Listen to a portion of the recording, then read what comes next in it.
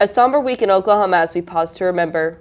Thanks for joining us. I'm Joshua McKee, and this is ENN Now. And I'm Melissa Carter. It's been 30 years since a bomb exploded in downtown Oklahoma City.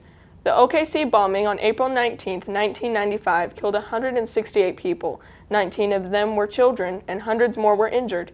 According to the Memorial Museum, the bombing is considered the deadliest act of domestic terrorism in U.S. history.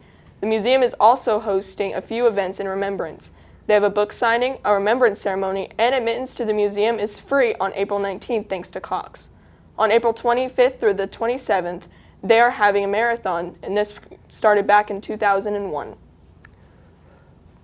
A family in Oklahoma City is asking for your help to identify a hit-and-run driver. ENN's Harrison Vivero has details. A 17-year-old Putnam City high school student is recovering after she was injured in a hit-and-run Wednesday afternoon near Northwest 122nd and MacArthur. News 9 reports that the girl had just gotten off her school bus and was crossing the street when she was hit. The driver did not stop and fled the scene. Police have not released the girl's name or details on the driver. According to social media posts, the girl had road rash injuries. Her mother has asked for the public's help in identifying the driver. She says the man had dark hair, was approximately 40 years old, and was driving a silver Lexus SUV. Oklahoma Governor Kevin Stitt launched a wildland fire response working group. The group is being formed in response to what he says was State Forestry Department's failure to properly address the fires as they started. The fires claimed 4 lives in nearly 600 homes, according to a news release from the governor's office. The group will come up with recommendations to improve Oklahoma's wildfire response, recovery, and firefighting capabilities.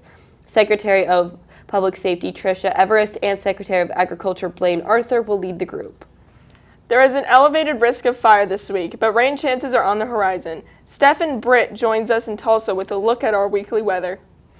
According to the National Weather Service, we start the week with mild to warm temperatures and a nice breeze, but fire chances go up Wednesday and Thursday as a cold front pushes through. There is a near critical fire danger on Thursday in western Oklahoma. On Friday, there is a chance for severe storms in the afternoon and evening in southwest central and eastern Oklahoma.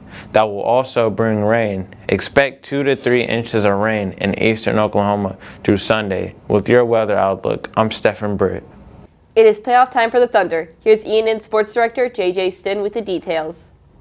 The Thunder wrapped up the historical regular season with a 4-game win streak, finishing off the season in New Orleans. The team finished with the highest point differential in NBA history and the 5th most wins in NBA history with 68.